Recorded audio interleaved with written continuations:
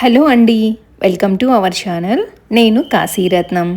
Morning one side అయితే కషాయం కాస్తూ ఉన్నానండి. చాలా మంచిది గొంతుకి.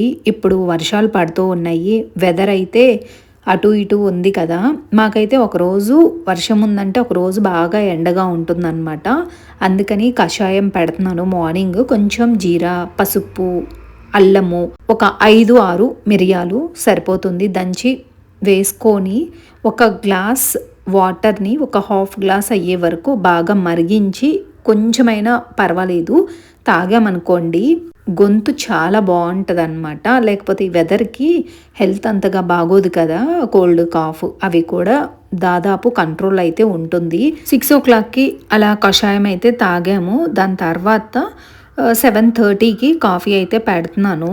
ఈరోజు టెడ్డీకి స్కూల్ లేదండి, పీటీఎం ఉంది. స్కూల్కి అయితే వెళ్ళి రావాలి. రీసెంట్గా ఎగ్జామ్స్ అయితే కంప్లీట్ అయ్యి ఉన్నాయి. సో దానికి సంబంధించిన మీటింగ్ అయితే ఉంది, స్కూల్కి వెళ్ళాలి. టెడ్డీకి స్పోర్ట్స్ డే కూడా ఉందన్నమాట. ఫోక్ డ్యాన్స్ ఏదో చేస్తున్నారు. ఆ ప్రోగ్రామ్కి సంబంధించి ఫీ ఉంది. సో అది కూడా కట్టేసి పేరెంట్స్ టీచర్ మీట్ అటెండ్ అయిన తర్వాత కొన్ని గ్రాసరీస్, వెజిటేబుల్స్ తీసుకొని వద్దామని చెప్పి వెళ్తున్నాము. పీటీఎం కంప్లీట్ అయిన తర్వాత మా వారు మళ్ళీ ఇంటి దగ్గర డ్రాప్ చేసి ఆఫీస్కి వెళ్ళిపోయారు. మార్నింగే ఇన్ని పనులు ఉంటాయన్నమాట. డస్టింగ్ వర్క్ ఆపాను అనుకోండి, మళ్ళీ నెక్స్ట్ డే ఏంటంటే సండే కదా, బద్దకిస్తాను. సండే రోజు మాత్రం క్లీనింగ్ ఎప్పుడో రేర్, ఫెస్టివల్స్ వస్తున్నాయి ఇంకా అనుకున్నప్పుడు తప్ప సండేస్ మాత్రం డస్టింగ్ వర్క్ అస్సలు ముట్టుకోను. నార్మల్గా ఇల్లు చేస్తాను, తడిబట్ట కూడా వెయ్యను. ఇక ఫెస్టివల్స్ వస్తున్నాయి, కార్తీక మాసం, శ్రావణ మాసం ఇలాంటి అకేషన్స్ ఉంటాయి, ఆ మంత్లో ఏ ఒక పండుగలు ఉంటాయి అనుకున్నప్పుడు మాత్రం సండే కూడా తడిబట్ట వేస్తాను. కానీ నార్మల్గా అయితే తడిబట్ట వెయ్యను, ఆ ఒక్కరోజు స్కిప్ చేస్తాను. డస్టింగ్ వర్క్ ఇంకా అసలే చెయ్యను. నిదానంగా లేయడం అంతా లేజీగా ఉంటుందిలేండి సండే అయితే, అదనమాట. ఇక అందుకనే సాటర్డే రోజే కంప్లీట్గా వర్క్ అనేది ఫినిష్ చేసేసుకుంటాను.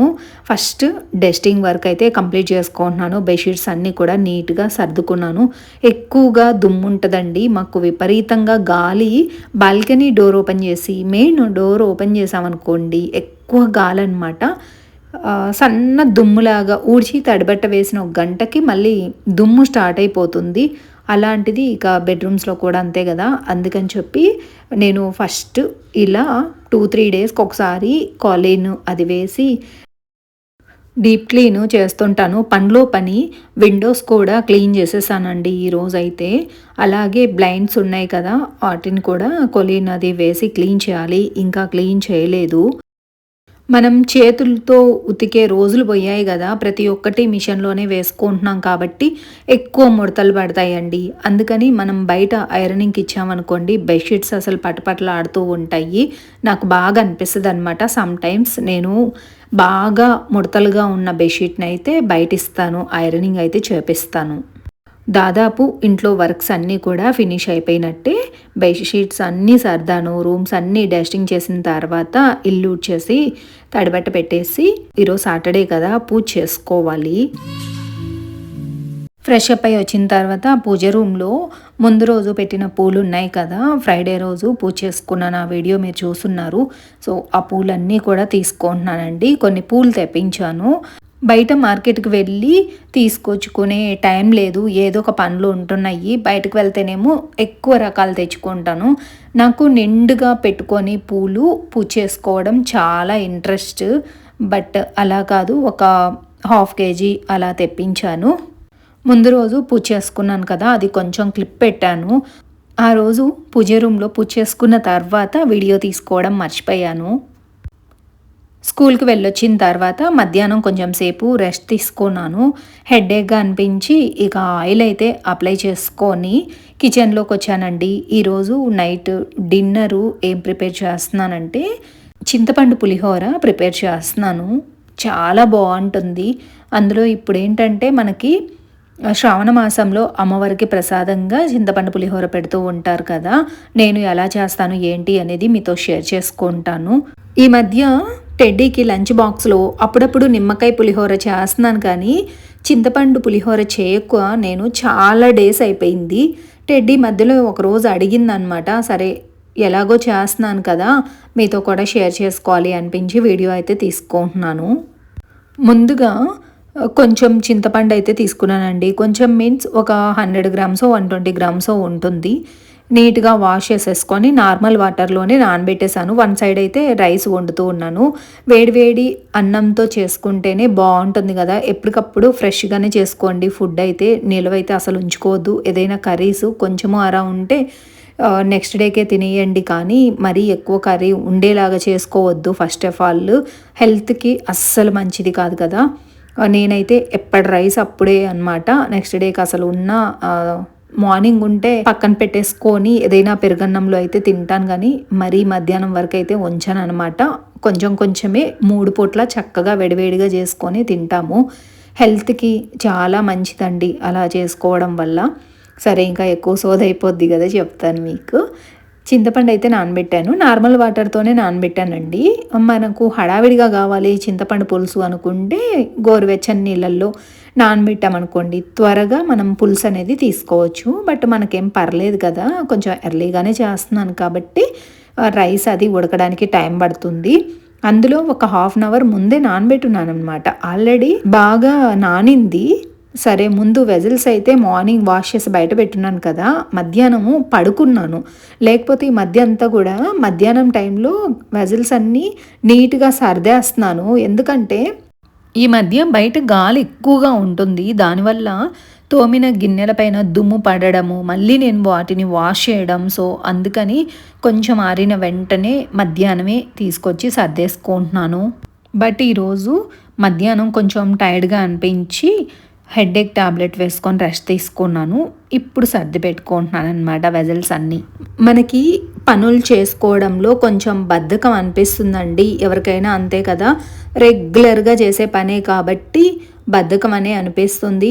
అలా కాకుండా కొంచెం ఫ్రెండ్స్తో బయటకు వెళ్ళి అలాగే మనము ఒక డే అవుట్ లాగా పెట్టుకొని నెక్స్ట్ డే నుంచి మన పనులు మనం చేసుకోవాలి అనిపిస్తుంది కూడా. రొటీన్గా ఇంట్లోనే ఉన్నామనుకోండి మూడీగా ఉంటుంది, పనులు కూడా చేసుకోవాలి అనిపించదు. ఫ్రెండ్స్తో కొంచెం మీటప్ అయినా పెట్టుకోండి, లేకపోతే మీరు అలా సరదాగా బయటకు కూడా వెళ్ళొచ్చారు అంటే నెక్స్ట్ డే నుంచి ఫ్రెష్గా డేని స్టార్ట్ చేస్తారు. హ్యాపీగా మన పనులు మనకు చేసుకోవాలి అనిపిస్తుంది. నాకు మాత్రం విండో షాపింగ్ అంటే చాలా ఇష్టము. శారీస్ చూసి రావడం, డ్రెస్సెస్ చూసి రావడము, షాపింగ్ ఎక్కువగా వెళ్తూ ఉంటాను. బట్ నచ్చితే మాత్రమే రీజనబుల్గా ఉంటే తీసుకుంటాను. అలాగే నాకు యూట్యూబ్ అనేది కూడా డ్రెస్ బస్టర్ అనమాట. అలాగనే చెప్పొచ్చు. ఎందుకంటే చాలా టైంపాస్ అవుతూ ఉంటుంది. నాకు తెలిసిన విషయాలు మీతో షేర్ చేసుకుంటూ ఉంటాను. మీ కామెంట్స్ రూపంలో మీతో కూడా మాట్లాడుతూ ఉంటాను. అలా మనకు ఇంటి పనులతో పాటు ఏదో ఒక వ్యాపకం ఉందనుకోండి, ఇంటి పనుల మీద కొంచెం ఇంట్రెస్ట్ ఉంటుంది. ఇంకొంచెం డీటెయిల్డ్గా ముందు ముందు వీడియోస్లో మీతో షేర్ చేసుకుంటాను. చింతపండు అయితే చక్కగా పులుసు అయితే తీస్తున్నానండి. ఇవేంటంటే ఆ పూజ సామాను వాష్ చేసుకోవడానికి యూజ్ అవుతుంది అన్నట్టుగా పక్కన అయితే పెట్టుకుంటున్నాను. ఇత్తడి సామాన్ అయితే బాగా వస్తుందండి చింతపండుతో మనం తోమితే గినక. పులుసు అయితే తీసి పక్కన పెట్టుకున్నాను కదా, ఇప్పుడు రెసిపీ మీకు చూపిస్తాను. రైస్ కూడా దాదాపు వస్తుంది కదా, ఈమెరు తీసేలోపు చింతపండు పులుసు అయితే ఉడికించుకోవాలి. ముందుగా ప్యాన్ పెట్టుకొని ఆయిల్ కొంచెం ఎక్కువే వేసుకోండి. నేను కొంచెం తగ్గించి వేసుకుంటాను. ఆయిల్ అయితే టేస్ట్ బాగుంటుంది, కానీ కొంచెం డ్రై అయినట్టు అనిపిస్తుంది కాబట్టి కొంచెం ఆయిల్ అనేది యాడ్ చేసుకోండి మీరైతే. నాకు ఆ రోజు తక్కువ అనిపించింది. ఇక్కడ నేను 4 to 5 టేబుల్ స్పూన్స్ ఆయిల్ అయితే వేసుకున్నాను. ఆయిల్ హీట్ అయిన తర్వాత పల్లీలు వేసుకున్నానండి. ఒక హాఫ్ కప్పు పల్లీలు వేసుకున్నాను. అలాగే 3 టేబుల్ స్పూన్ల మినపప్పు వేసుకున్నాను. పచ్చిశనగపప్పు 2 టేబుల్ స్పూన్లు, ఎండుమిర్చి ఒక 10 వేసుకున్నాను. అలాగే కరివేపాకు కూడా వాష్ చేసి వేసుకున్నాను. ఇవన్నీ ఫాస్ట్గానే వేగిపోతాయిలేండి, చిటపటలాడుతూ ఉంటాయి. ఆవాలు వేసున్నాం కదా, త్వరగా ఫాస్ట్గా వేగిపోతాయి. ఆవాలు కూడా 2 టేబుల్ స్పూన్లు వేసుకోవాలి, వీడియో స్కిప్ అయింది. పోపు వేగిన తర్వాత కొంత పోపునైతే తీసుకున్నానండి బౌల్లోకి, ఇలా పక్కనైతే పెట్టుకుంటాను. చింతపండు పులుసు వేయడం వల్ల కొంచెం ఎండుమిర్చి కానీ కరివేపాకు కొంచెం మెత్తబడినట్టు ఉంటాయన్నమాట. మినప్పప్పు, పచ్చిశనగపప్పు, పల్లీలు అవి, అందుకని కొంచెం పోపు పక్కకు తీసాను. ఆ క్రిస్పీనెస్ అనేది ఫైనల్గా అన్నం కలుపుకున్న తర్వాత పోపు యాడ్ చేయడం వల్ల క్రిస్పీగా పచ్చిశనగపప్పు, మినప్పప్పు అవి తగులుతూ టేస్ట్ బాగుంటుంది. ఈ పులుసులో ఒక 10 పచ్చిమిర్చి చీలికలు అలాగే కొంచెం బెల్లం యాడ్ చేసుకొని ఆపేయడమేనండి. రైస్ కూడా ఆరబెట్టుకున్నాను.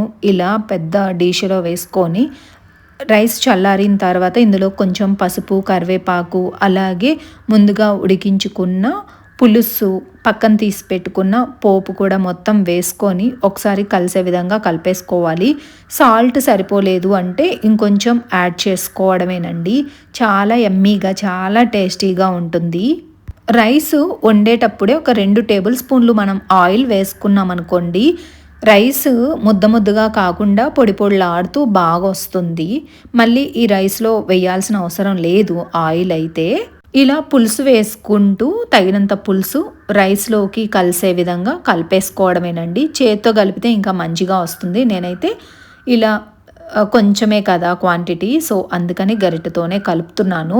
ఇలా పోపు వేసుకున్నాను అనుకోండి, ఫ్రెష్గా ఎండుమిర్చి కూడా కరకరలాడుతూ చాలా టేస్టీగా ఉంటాయి.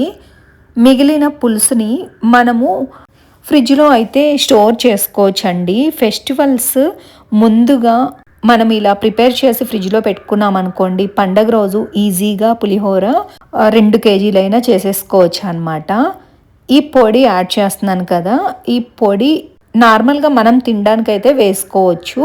మనం ప్రసాదంగా అయితే మాత్రం పెట్టకూడదు. ఎందుకంటే నేను వెల్లుల్లి అండ్ కొంచెం ధనియాలు, జీలకర్ర, పచ్చిశనగపప్పు, మినప్పప్పు బాగా డ్రై చేసి ఎండుమిర్చి, కరివేపాకు కూడా మిక్సీ పట్టుకున్నాను. ఆ పొడి ఇందులో యాడ్ చేస్తున్నాను అనమాట. సో వెల్లుల్లి వేయడం వల్ల మనము వెల్లుల్లి కానీ, ఉల్లి కానీ అలాంటివి తగిలినవి దేవుడి దగ్గర ప్రసాదంగా పెట్టం కాబట్టి అందుకు చెప్తున్నాను. పొడి ఒక్కటి అవాయిడ్ చేసుకొని చూపించిన ప్రాసెస్ అంతా కూడా సేమ్ యాజ్ టీజ్ చేసుకున్నారు అంటే భలే టేస్టీగా ఉంటుందండి పులిహోర. చింతపండు పులిహోర 2-3 రకాలుగా చేసుకుంటానండి. ఇదైతే ఒక రకం కదా. ఇంకొకటి ఎలా చేస్తానంటే, చింతపండు పులుసులో ఓన్లీ కొంచెం పసుపు అండ్ సాల్ట్ అలాగే ఎండుమిర్చి ఉడికించి పక్కన పెట్టుకుంటాను. ఈ పోపు అంతా కలపను అనమాట.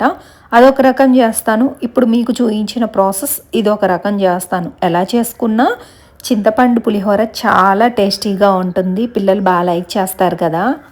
మనం ఇలా చింతపండు గుజ్జుని స్టోర్ చేసుకున్నాం అనుకోండి ఫ్రిడ్జ్లో, అప్పటికప్పుడు వేడివేడి అన్నంలో కొంచెం పోపు రెడీ చేసుకొని కలిపి ఇచ్చేయచ్చు పిల్లల లంచ్ బాక్సుల్లోకి.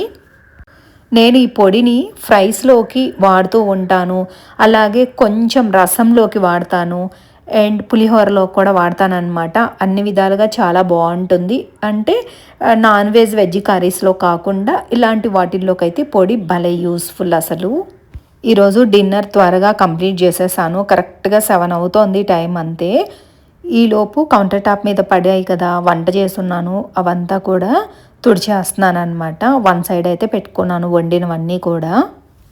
హాల్లో బట్టలు తీసున్నానండి, వాటిని ఫోల్డ్ చేసేయాలి. ఇలా మనకు పనులు అయితే ఉంటూనే ఉంటాయి కదా. కొంత ట్రైపాడ్ పెట్టి వీడియో తీసుకున్నాను. ఇంకొంచెం ఏంటంటే టెడీ వీడియో తీస్తుంది.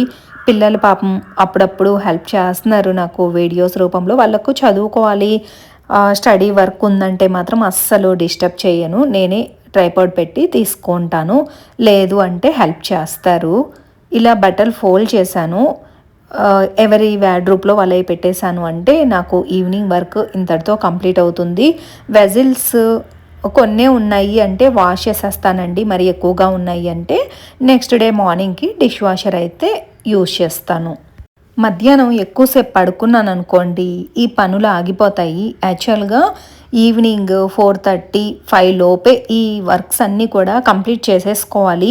బట్ ఈరోజు లేట్ అవ్వడం వల్ల ఇలా ఆగిపోయాయి అన్నమాట. అందుకని నేను డిన్నర్ లేట్ చేయాలి అనుకోలేదు. ఫాస్ట్గా డిన్నర్ ప్రిపరేషన్ కంప్లీట్ చేసేసుకొని తర్వాత ఈ పనులు చేసుకుందాంలే అనేసి సైడ్కి అయితే పెట్టున్నాను. కిచెన్లో వర్క్ కంప్లీట్ చేసుకున్న వెంటనే బట్టలు అయితే ఫోల్డ్ చేస్తున్నానండి. ఇంకా ఒక్క నిమిషం మన ఫ్రెండ్స్కి బాయ్ చెప్పేసి పెద్ద కానీ ఓకే. వీడియో అయితే చూసారు కదా. మార్నింగ్ నుంచి ఫుల్ వర్క్సే, టైర్డ్ అయి ఉన్నాను ఫుల్గా. ఓకేనండి, ఈ వీడియోనైతే నేను ఇంతటితో ఎండ్ చేస్తున్నాను. ఈ వీడియో మీకు నచ్చిందని అనుకుంటున్నాను.